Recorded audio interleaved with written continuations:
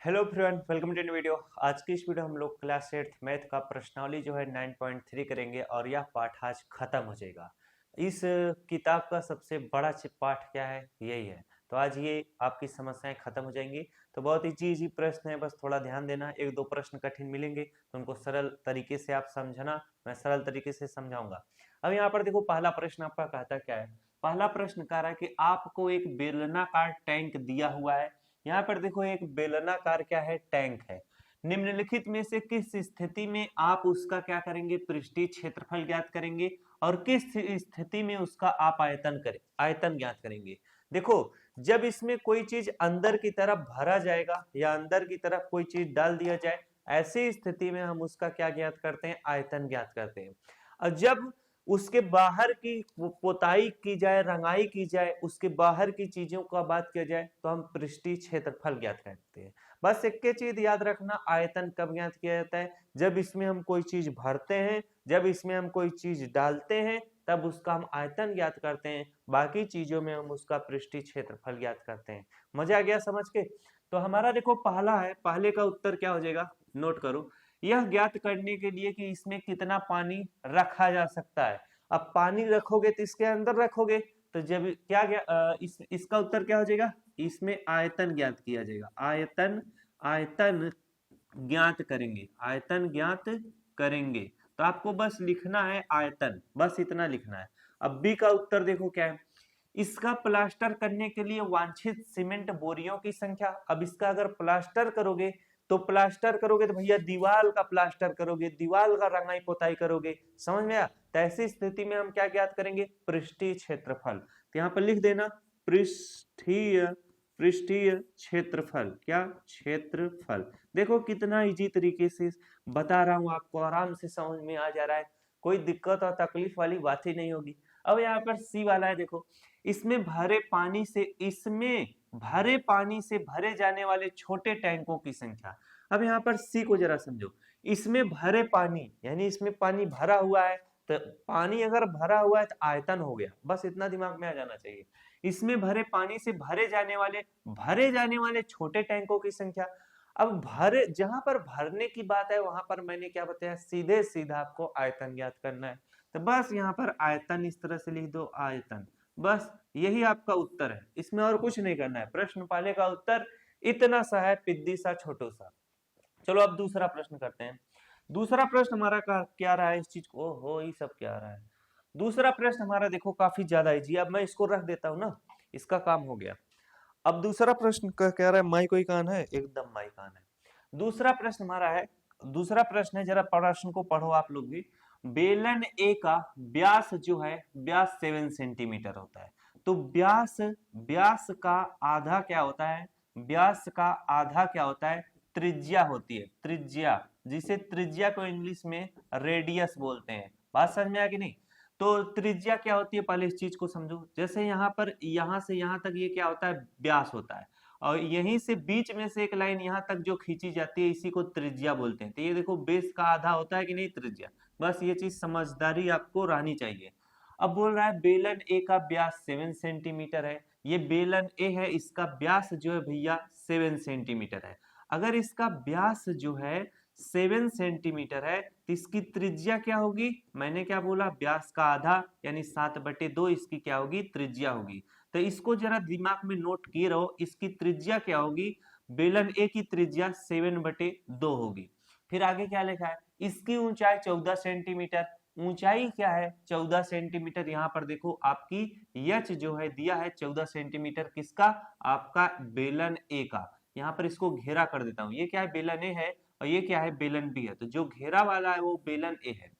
आगे देखो क्या लिखा है, बी का व्यास जो है 14 सेंटीमीटर है। जो हमारा बेलन बी है, इसका व्यास अगर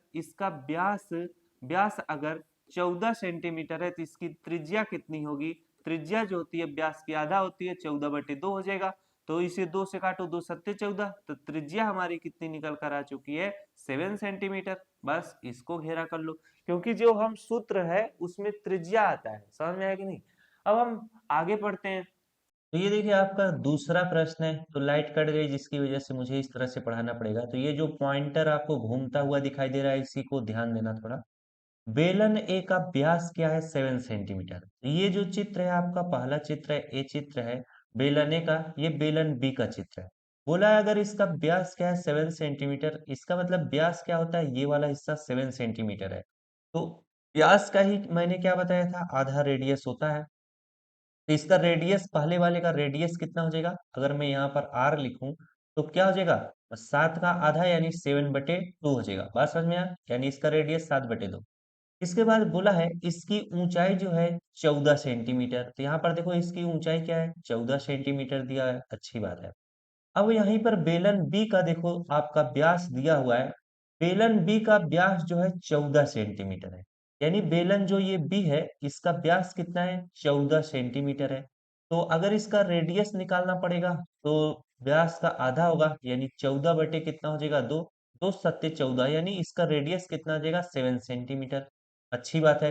अब आपको करना आगे क्या है, परिकलन किए बिना यानी बिना लगाए हुए क्या आप बता सकते हैं कि इन दोनों में किसका आयतन अधिक है। तो हम आराम से बता सकते हैं किसका आयतन अधिक है। कैसे, जिसका भी व्यास बड़ा होगा उसका आयतन क्या होगा, सबसे अधिक होगा। इसको चीज को दिमाग में नोट कर लो कि जिसका भी व्यास अधिक होगा उसी का आयतन सबसे ज्यादा होगा। तो इसमें किसका व्यास सबसे अधिक है, या कहो जिसका व्यास, या कहो जिसका रेडियस। इसमें व्यास लिख दिया था तो व्यास इसलिए मैं बोल रहा हूँ, जिसका व्यास अधिक है, इसका व्यास 14 इसलिए इसका आयतन अधिक। अब यहीं पर अगर रेडियस दिया होता, अगर मान लो ये 7 सेंटीमीटर इसका रेडियस होता, ये 14 सेंटीमीटर इसका रेडियस होता, तो भैया जिसका रेडियस बड़ा होता उसका भी व्यास सबसे अधिक होता। बस ये चीज दिमाग में नोट रखो। अब ऐसा क्यों होता है, इस चीज को अभी अगर मैं बता दूं तो थोड़ा आप कंफ्यूज हो गए, इसलिए बस इसी चीज को याद रखे रहो।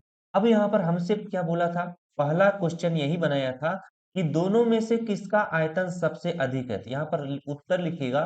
तो यहाँ पर हमने लिखा दोनों में बेलन बी का व्यास क्या है, अधिक है, इसलिए इसका आयतन क्या होगा, अधिक होगा।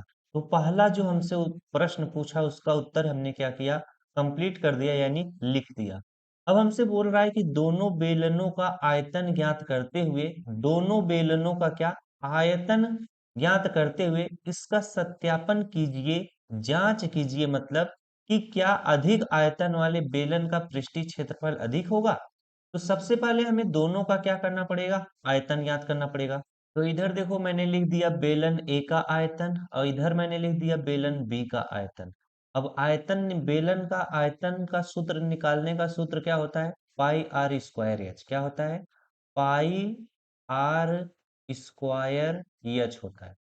अब यहाँ पर जरा ध्यान दो, पाई का मान क्या होता है, 22/7 होता है, तो 22/7 लिखेंगे। इसके बाद आर हमारा कितना है, रेडियस। तो बेलन ए का व्यास क्या है, 7 सेंटीमीटर। तो व्यास का आधा क्या मैंने बताया था, रेडियस होता है, यानी 7/2। आर की जगह पर हम क्या लिखेंगे, 7/2 का पावर क्या हो जाएगा, 2। तो 7/2 का पावर 2 का मतलब क्या होता है, 7/2 इंटू 7/2। तो इसको मैं क्या कर देता हूँ, इसको लिख देता हूँ 7/2 इंटू क्या हो जाएगा, 7/2 हो जाएगा। अब हमारी हाइट कितनी है, हाइट हमारी है 14 सेंटीमीटर, तो इंटू हमारा कितना हो जाएगा, 14 हो जाएगा। अब देखो 7 से कट जाएगा, 7 कट जाएगा, 2 से 22 काट देंगे, 2 के 2, 2 11 में कितना होगा, 22 हो जाएगा। अब 2 से 14 कट जाएगा, 2 के 2, 2 सत्ते कितना हो जाएगा, 14 हो जाएगा। हम इनका क्या कर लेते हैं, गुणा कर लेते हैं। जब गुणा करोगे 11 सत्ते कितना हो जाएगा, 77 हो जाएगा। और 77 में 7 से गुणा कर दोगे तो कितना हो जाएगा, 7 सत्ते 49 हो जाएगा। हासिल आपका 4 बचेगा। 7 सत्ते 49, 49 में हम 4 जोड़ देंगे, कितना हो जाएगा, 53 हो जाएगा। तो 539 किस में आएगा, सेंटीमीटर में है। तो सेंटीमीटर क्या आ जाएगा, क्यूब आ जाएगा। जब आप आयतन निकालते हो तो वो क्यूब में आएगा, मीटर में रहेगा तो मीटर क्यूब, सेंटीमीटर में रहेगा तो सेंटीमीटर क्यूब। तो बेलन ए का आयतन आपका पता चल गया। अब हम बेलन बी का आयतन निकालते हैं। तो बेलन बी का आयतन का निकालने का सूत्र यही रहेगा, पाई आर स्क्वायर एच हो जाएगा। अब पाई का मान क्या हो जाएगा, 22/7 हो जाएगा। अब आर स्क्वायर का मतलब, आर इसका कितना है, रेडियस 7 है, तो 7 का पावर 2 का मतलब इंटू 7 इंटू क्या हो जाएगा, 7 हो जाएगा। यच इसमें कितना है, यच हमारा क्या है, 7 है, तो इंटू 7 हो जाएगा। अब देखो 7 से क्या हो जाएगा, 7 कर देगा। अब 22 × 7 गुणे कितना है, 7 है। तो अगर आप 7 × 7 करोगे कितना आएगा, 49 आ जाएगा, 49 आ जाएगा। 49 में आपका क्या करोगे, 22 से गुणा कर लोगे तो आपका आएगा 1078 आ जाएगा। तो यहाँ पर मैं लिख लूंगा 1000 कितना 78। अब ये भी सेंटीमीटर में है तो सेंटीमीटर क्यूब हो जाएगा। तो देखिए मैंने पहले ही बताया था किसका आयतन आपका ज्यादा आया है, बेलन बी का आयतन 1078 है, जबकि बेलन ए का आयतन 539 ही है।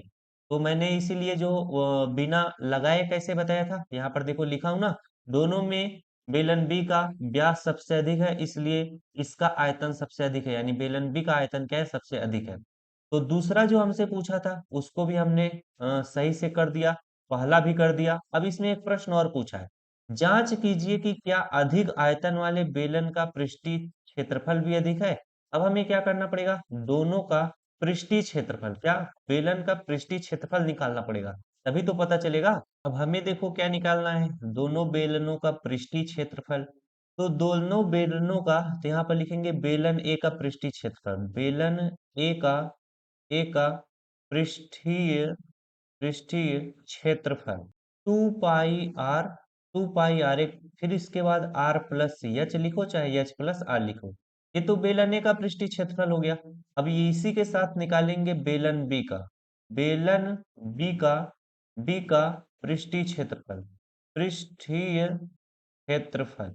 तभी ना हमें पता चल पाएगा कि किस बेलन का पृष्ठीय क्षेत्रफल अधिक है, क्योंकि हमसे पूछा है कि जांच कीजिए कि क्या अधिक आयतन वाले बेलन का पृष्ठीय क्षेत्रफल भी अधिक है।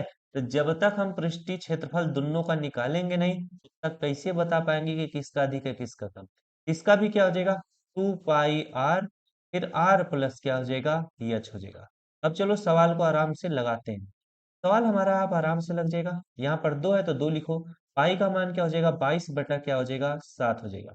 आर का मान कितना हो जाएगा, इस यहाँ पर वेलन ए का आर कितना होगा, ये हमारा पूरा व्यास था, तो मैंने आर इसका निकाला था क्या, 7/2।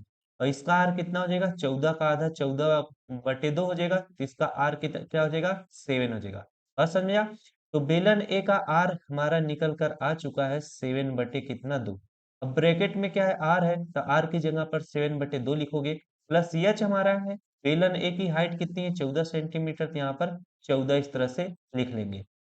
अब इसे लगाओ, 2 है तो 2 इस तरह से, 2 से क्या हो जाएगा, 2 कट जाएगा, 7 से क्या हो जाएगा, 7 कट जाएगा, बचेगा क्या, 22 बचेगा। बात समझ में आया? अब यहाँ पर देखो ये भिन्न का जोड़ बनेगा, इसके नीचे कुछ भी नहीं तो बटे 1 लिखो। अब चाहे तो इनका क्रॉस मल्टीप्लीकेशन करके हर बराबर कर लो, या तिर्यक एलसीएम लेके कर लो। तो जब संख्या छोटी हो क्रॉस मल्टीप्लीकेशन किया करो।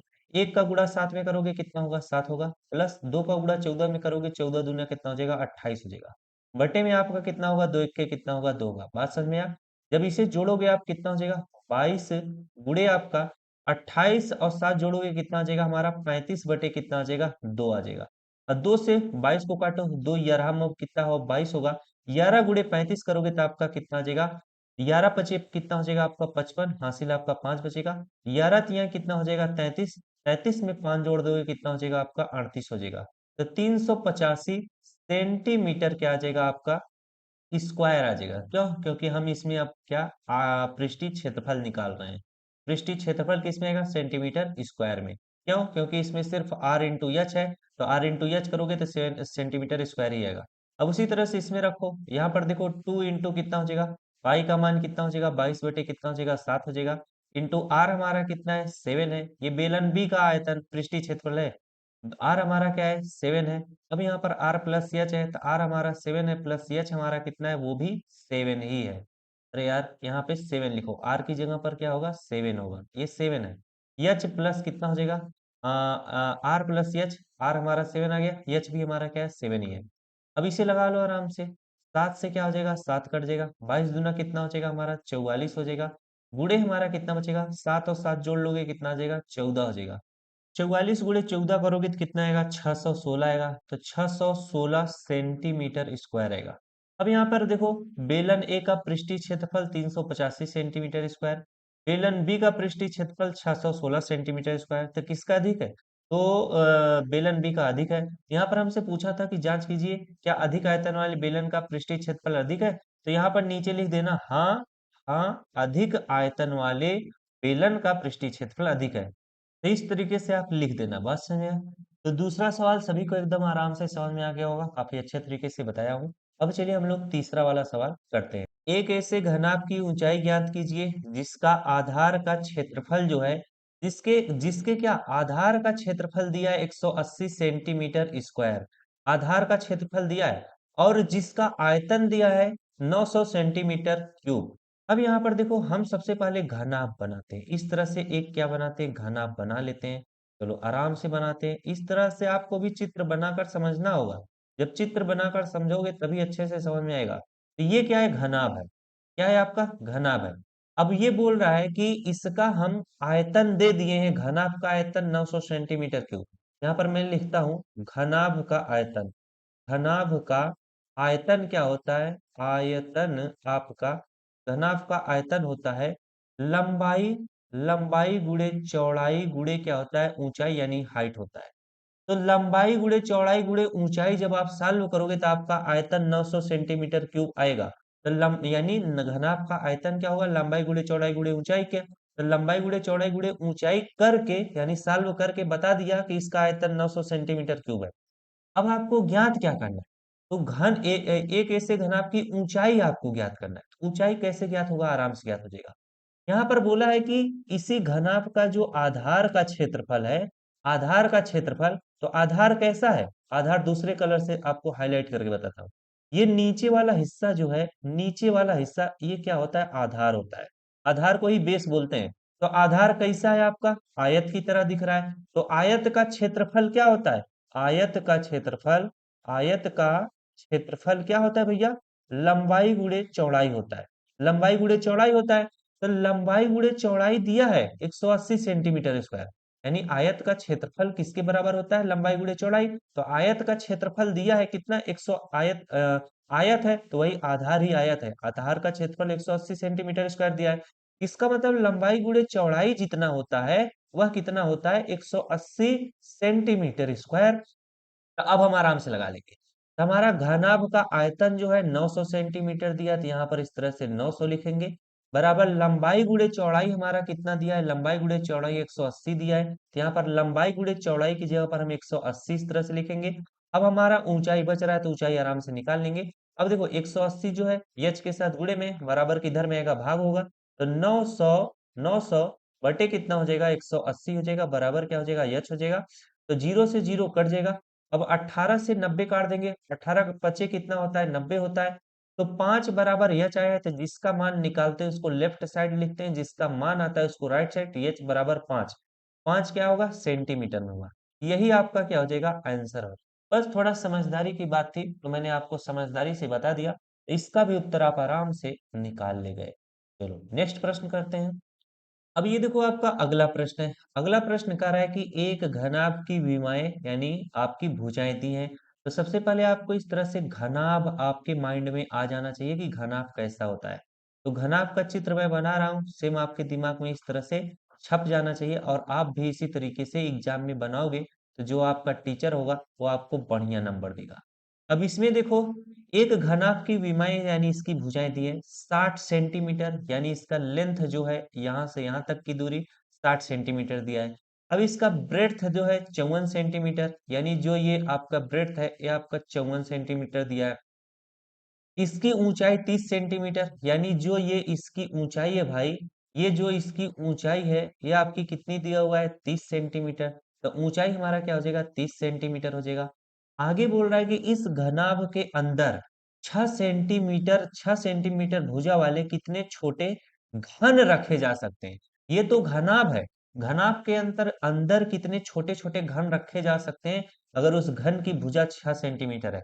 तो मैंने क्या बताया था, जब अंदर रखी जाएगी तो हमेशा वॉल्यूम निकाला जाएगा, यानी आयतन।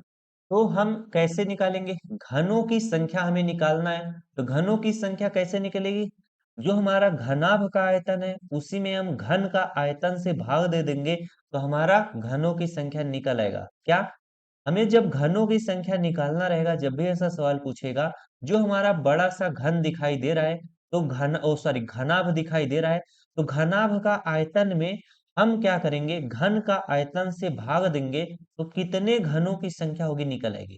तो घनाभ का आयतन क्या होता है, लंबाई गुणे चौड़ाई, यानी लंबाई गुणे चौड़ाई का मतलब ब्रेड्थ, इंटू ऊंचाई का मतलब हाइट। और बटे में घन का आयतन क्या होता है, यल का पावर 3 होता है।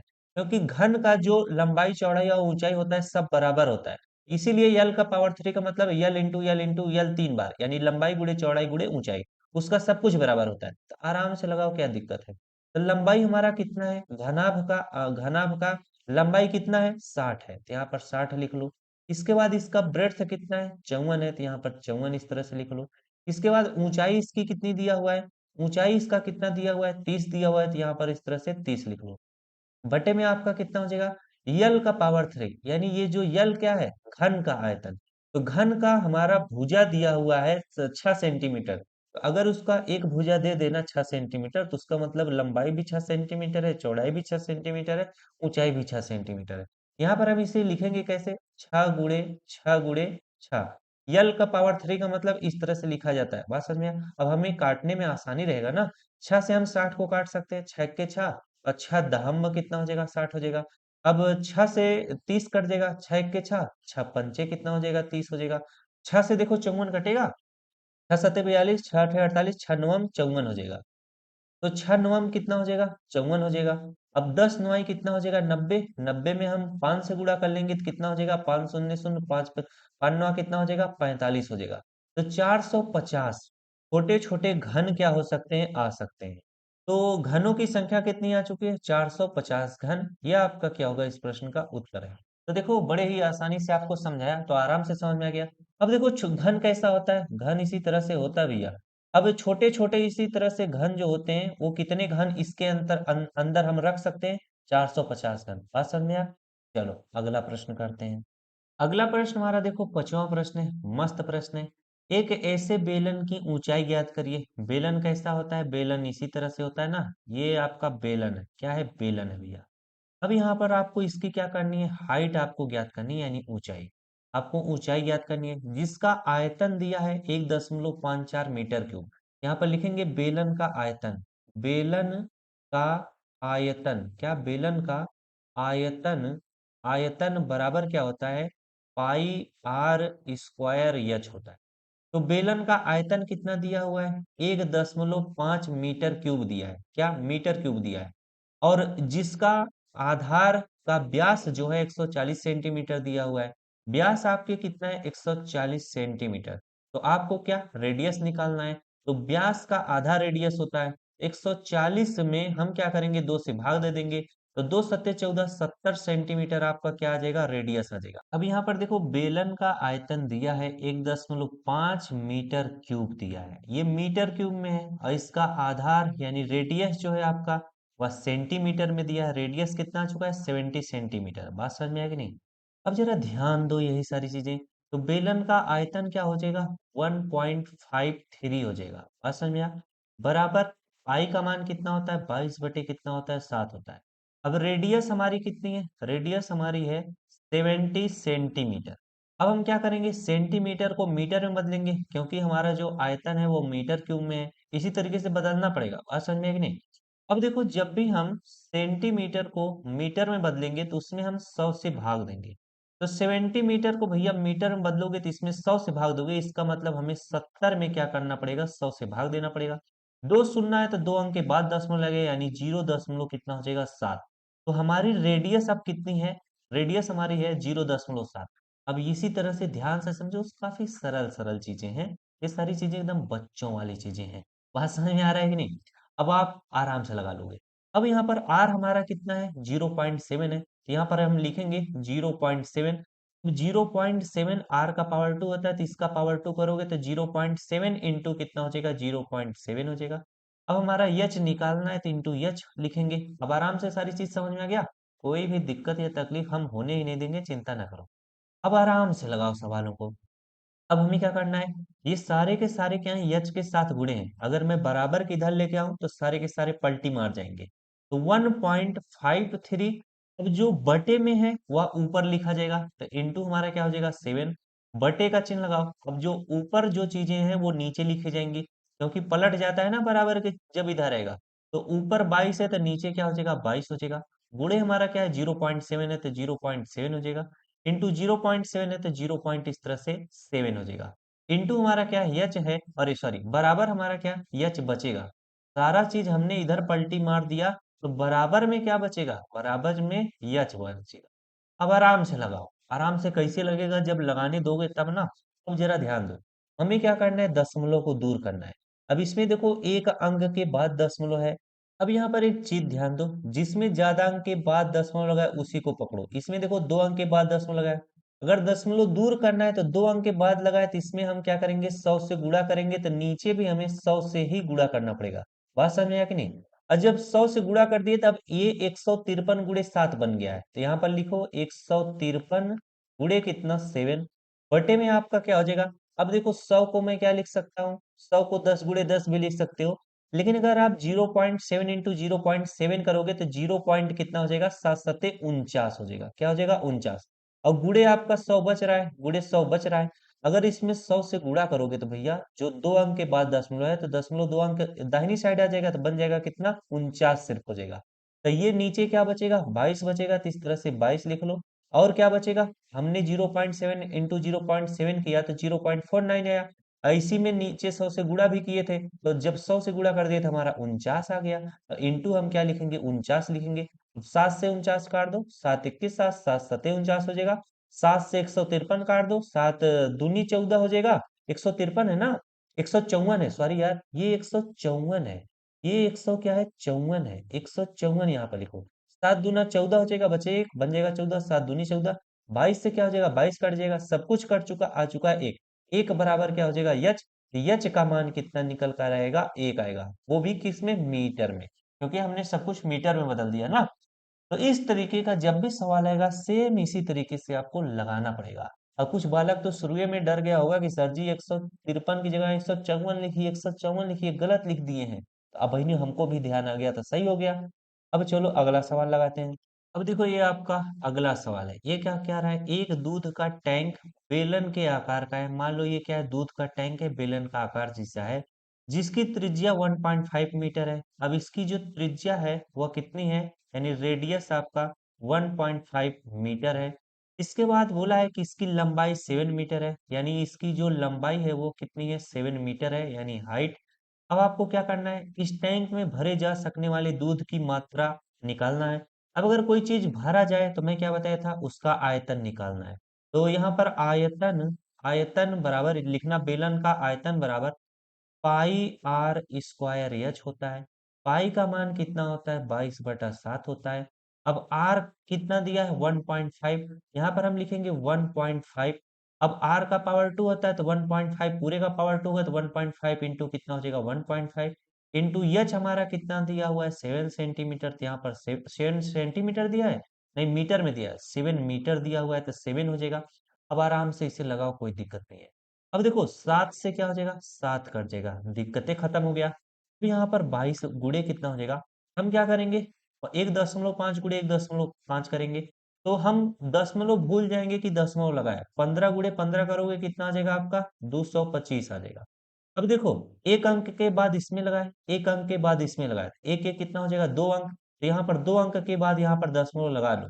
अब देखो 25, 225 गुणे 22 करोगे तो 4900 कितना आ जाएगा, 50 आ जाएगा। अब इसमें देखो 2 अंक के बाद दशमलव लगाए, तो 2 अंक के बाद यहाँ पर दशमलव लगाओगे। बात समझ में आएगी नहीं। तो हम आयतन निकाल रहे हैं, तो ये क्या है, मीटर में है, तो मीटर क्यूब हो जाएगा। देखो कितना आसानी से आपको इतना छोटे में बता दिया, मजा आया कि नहीं ये सारी चीजें सुनकर।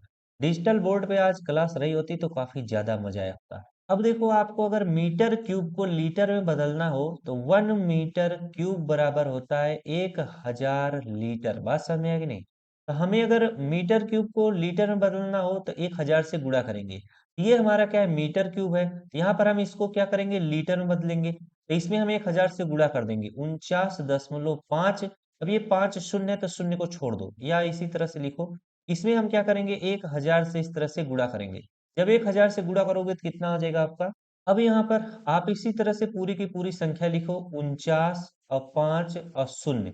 और जब इसमें गुणा कर रहे हो 1000 से तो 3 शून्य और इस तरह से लिख दो। अब दशमलव जो है 2 अंक के बाद लगाए, तो 2 अंक के बाद यहाँ पर आप लगाओगे, तो बच क्या रहा है, दशमलव के बाद इधर शून्य है तो उसका कोनो मतलब नहीं। 49,500, ये आपका क्या आ जाएगा, लीटर आ जाएगा। क्या आ जाएगा, लीटर। तो हमसे जो पूछा था कि भरे जा सकने वाले दूध की मात्रा लीटर में ज्ञात करिए, तो 49,500 लीटर दूध जो है भरा जा सकता है। तो इस पॉइंट को भी आप ऊपर लिख देना, टैंक में भरे जा सकने वाले दूध की मात्रा लीटर में, तो कितना लीटर? 49,500 लीटर।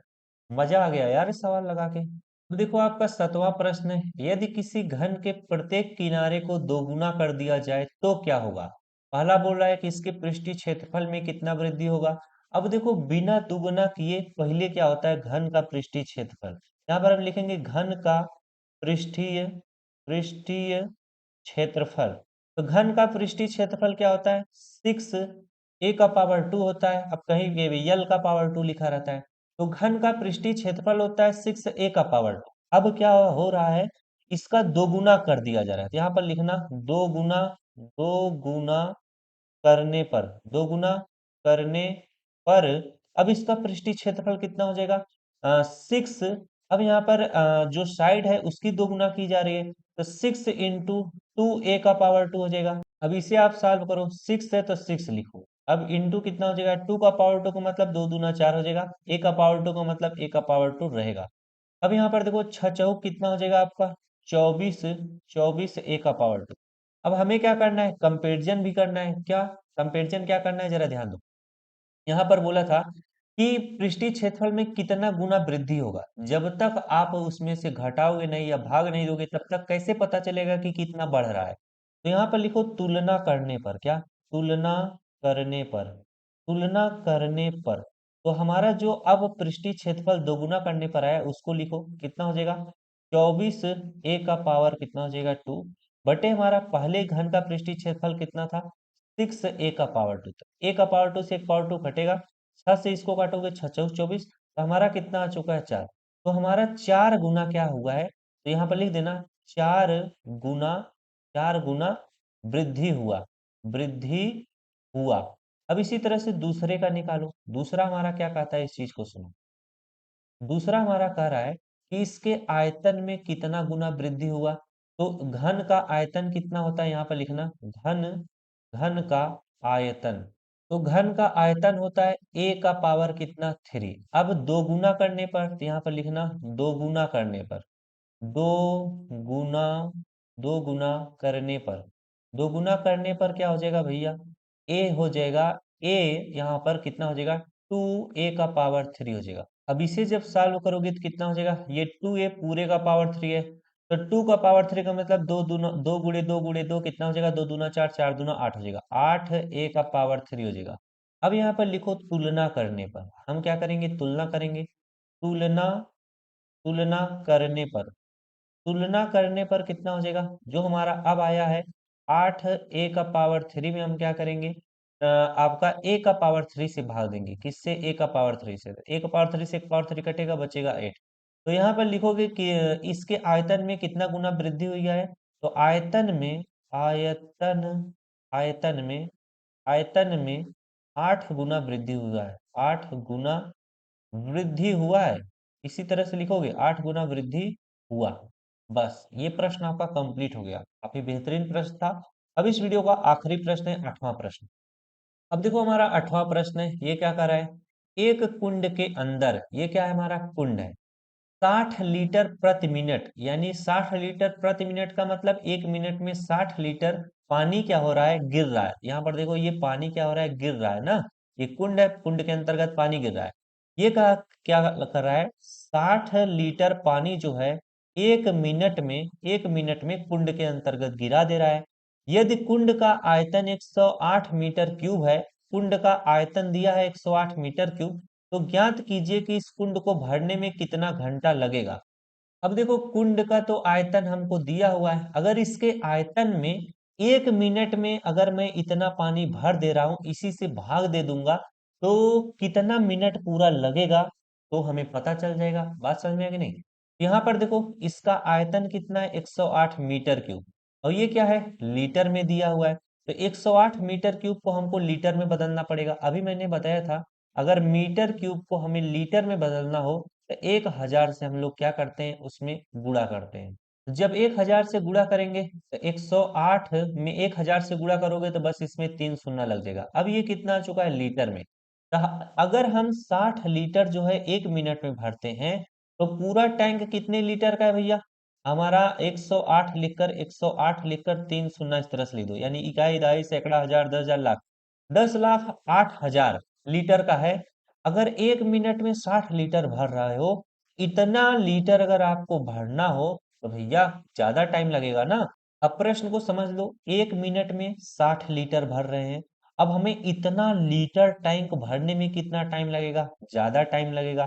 हम क्या करेंगे, इसमें क्या करेंगे, 108 लिखकर 3 शून्य लिखकर इसी में 60 से, ये जो 60 लीटर है इसी से भाग देंगे। तो क्या निकल कर आएगा? मिनट निकल कर आएगा, क्योंकि 1 मिनट में जो है 60 लीटर भर रहे हैं। तो हमें पूछा है क्या, कितने घंटे लगेंगे, घंटे में बताना है। तो मिनट को घंटे में बदलने के लिए इसी में क्या करेंगे, नीचे हम 60 से गुणा करेंगे, यानी 1/60 से इसमें गुणा कर देंगे। बात समझ में आया कि नहीं? तो हम क्या करेंगे, एक शून्य से एक शून्य कट गया, एक शून्य से क्या हो जाएगा, एक शून्य कट जाएगा। अब 36, 6 गुणे 6 करोगे कितना आएगा, 36। लेकिन 36 से आप डायरेक्ट 108 को काटोगे तो दिक्कत होगा, नहीं काट पाओगे। तो 6 से काट दो, 6 के कितना हुआ, 6 होगा, बचेगा कितना आपका, 4, बन जाएगा 48। तो 6 8 कितना होता है, 48 होता है। अब 6 से 18 को काट दो, 6 3 कितना हो जाएगा, 18 आ जाएगा। अब यहाँ पर देखो 3 बचा है, शून्य बचा है, तो क्या बन जाएगा, 30 बन जाएगा। 30 घंटे में, 30 घंटे में पूरा का पूरा टैंक भर जाएगा। बस इतना सा करना था। अगर इसको अच्छे से लिखना चाहो तो इस तरह से लिखो, ये तो मैंने डायरेक्ट कर दिया। 60 litre tank, 60 litre tank 1 minute में भरता है, 1 मिनट में भरता है, भरता है। तो यहाँ पर तो लिखना, तो यहाँ पर 108 लिखकर 3 शून्य लीटर टैंक, टैंक भरने में, भरने भरने में कितना समय लगेगा, कितना समय, समय लगेगा, लगेगा। इतना लिखकर अब आप इस तरह से लिखना, 108 बटे में इस तरह से 3 शून्य, इसी में 60 से भाग दोगे तो ये क्या आएगा, मिनट में आएगा। तो हमें क्या करना है, घंटे में बदलना है। तो यहाँ पर बटे 160 से हम क्या करेंगे, गुणा करेंगे। तो इससे इसको कटा देंगे, इसको इससे कटा देंगे, 6 से इसको काटोगे, कितनी बार में कटा था, हमारा 18 बार में कटा था। 6 से इसको काट देना, 6 18, बचेगा कितना, 30। अब यहाँ पर लिख देना 30 घंटे में, 30 घंटे में पूरा टैंक भर जाएगा। बस इस तरह से बना के लिखना है। ये थोड़ा डायरेक्ट आपको बताया था। तो इस तरीके से आप कर दोगे तो आपको एग्जाम में पूरा का पूरा नंबर मिलेगा।